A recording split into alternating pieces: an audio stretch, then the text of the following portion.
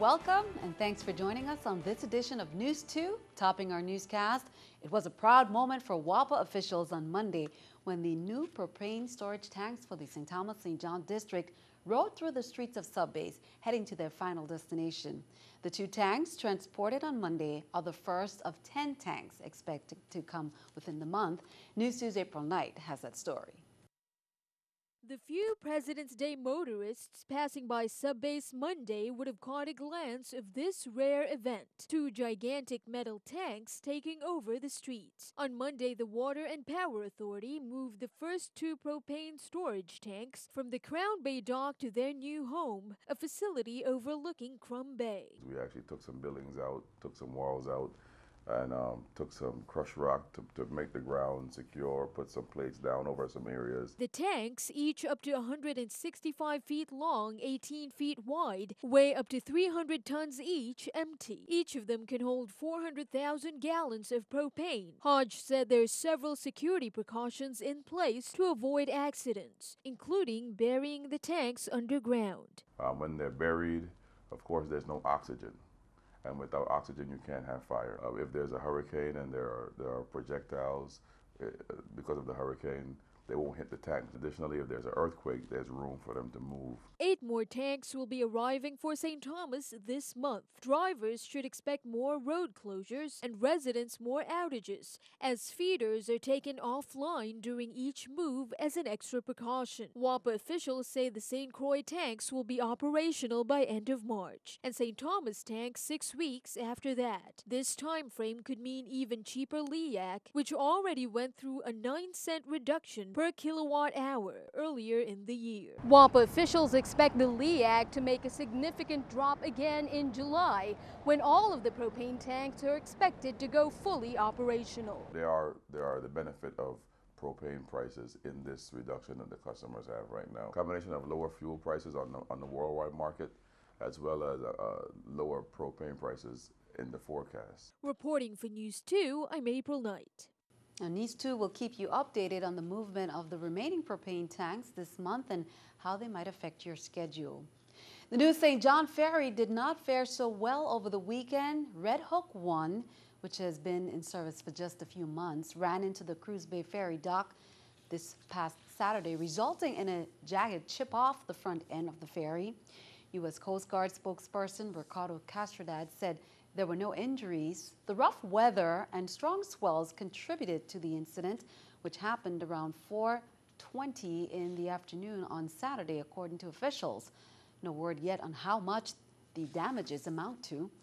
The two ferries cost approximately $7 million altogether. Former Attorney General Vincent Frazier recently responded to claims by Governor Kenneth Mapp that some $3 million in settlement money from Hovenza went straight to the government's private lawyer without proper documentation. According to Frazier, the attorney who represented the VI government did indeed provide documentation as to the expenses incurred during the case, and that this documentation was made available to the Mapp administration. Frazier said he was surprised by the governor's comment that there was lack of accounting for the funds. This claim, he said, is untrue. Count on 2 to keep you updated. Milton Potter, the acting director of the Division of Personnel, is advising all employees, retirees who are members of the government's group health insurance plan that elections will be held for employee retiree representatives to the GESC Health Insurance Board on April 21st, 2015 from 8 a.m. through April 22nd at 12 noon territory-wide.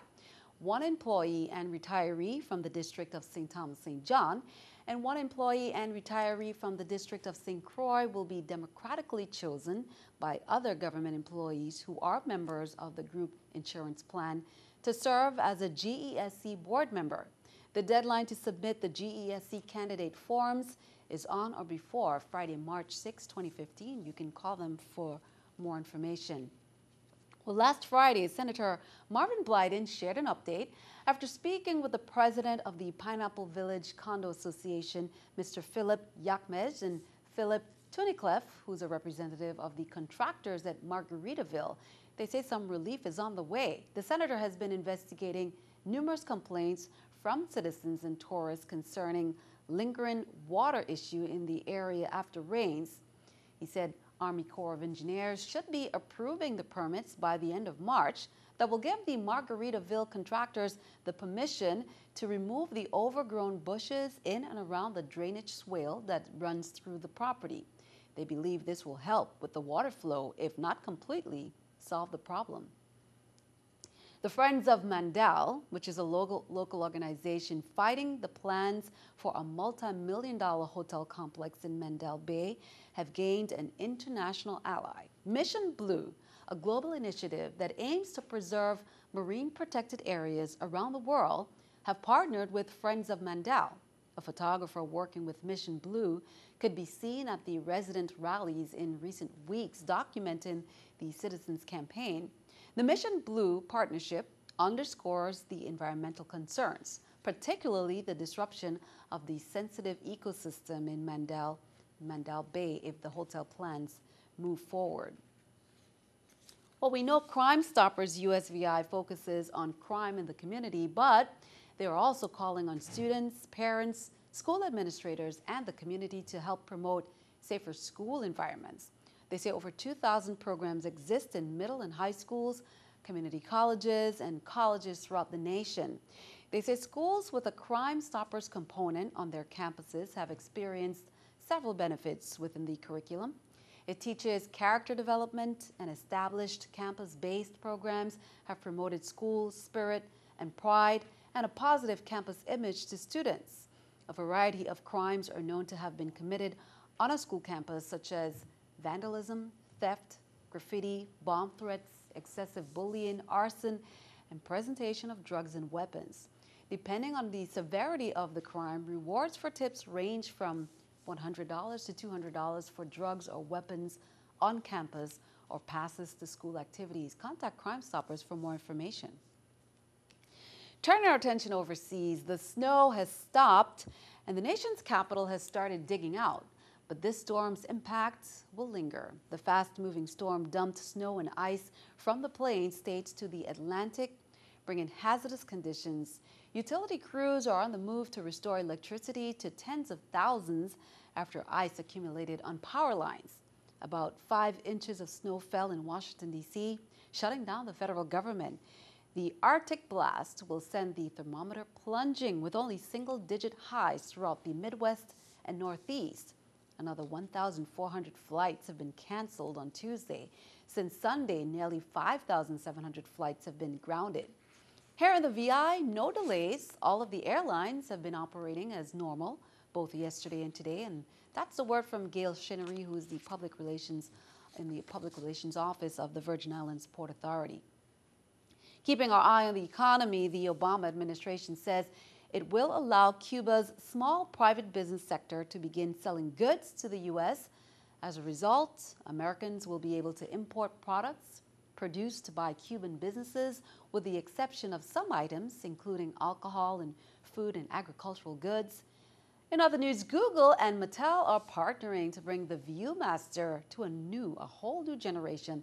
The 75-year-old classic is getting a makeover with the help of smartphone and virtual reality technology, and that will be launching in the fall. Here's the New York Stock Exchange with our stock market watch. The Dow, Nasdaq, S&P all up. The Dow 28, Nasdaq 5, S&P 3. Coming up on News 2, time for our Black History quiz. Who was the first African-American woman to become an airplane pilot, hold an international pilot's license, and the first Black licensed pilot in the world? The answer is coming up next.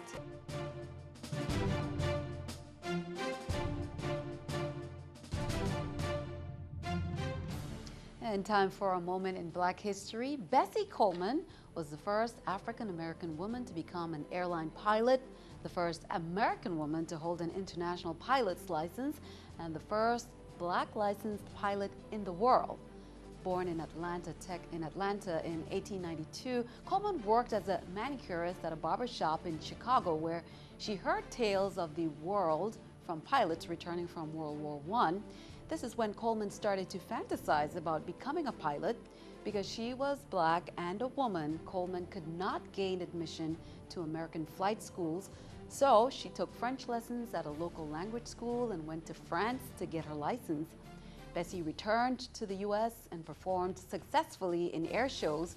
Tragically, in 1926, at the age of 34, Coleman plummeted 1,500 feet and died during a test run with her plane. UVI has been awarded a 5-year, $1.3 million grant from the U.S. Department of Energy's National Nuclear Security Administration as part of a White House initiative to strengthen cybersecurity expertise in America. In January, United States Vice President Joe Biden announced the creation of the Cybersecurity Workforce Pipeline.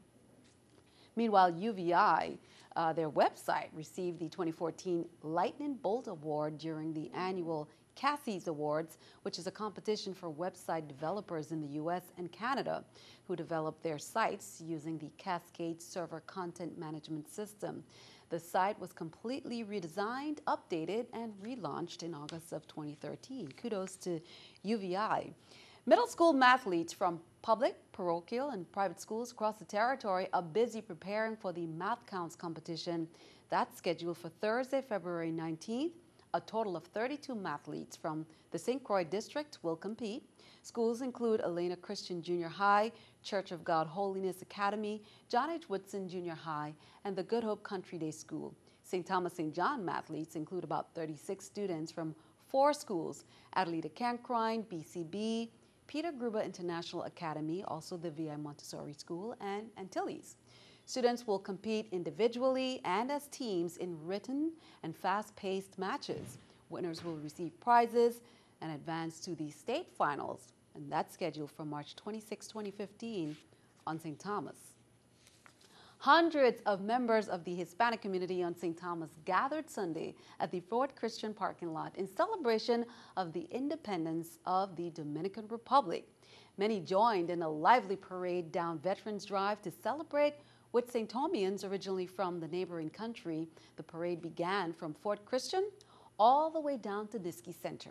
There was music and entertainment and some inspiring speeches. Residents who attended were not daunted by the weather, but instead took part in the dancing and partaking of Dominican cuisine. Well, hundreds of people were out enjoying the annual Crucian Valentine's Eve jump-up held in Christiansted last Friday, presented by the Restaurant and Retail Association. As the case in every jump-up, there was plenty of entertainment, food and music from local bands, and of course, great shopping opportunities. It gave some shoppers an opportunity to do some last-minute gift hunting, and many also posed for a shot in the Love booth for a memorable photo. Well, many joined the world stage in a global initiative for a worthy cause to raise awareness on violence against women. The Family Resource Center on St. Thomas participated in 1 Billion Rising in its 3rd year. The group had been rehearsing and then displayed their choreographed message Saturday at Emancipation Garden, St. Thomas. Men and women in more than 200 countries came together in 1 Billion Rising. The annual event drew many onlookers, and some even joined in the recognition. Meanwhile, dozens of couples decided to work on a fresh start on Love City at Trunk Bay for the annual celebration of love vow renewal ceremony. On Valentine's Day, many couples held hands and renewed their marriage vows. St. John's Barefoot Minister Anne Marie Porter invited many. She said some return year after year, and the ceremony has grown, drawing new couples. Over 1,230 couples have participated in the past 12 years. So be sure to stick around. Your News 2 AccuWeather forecast comes your way next.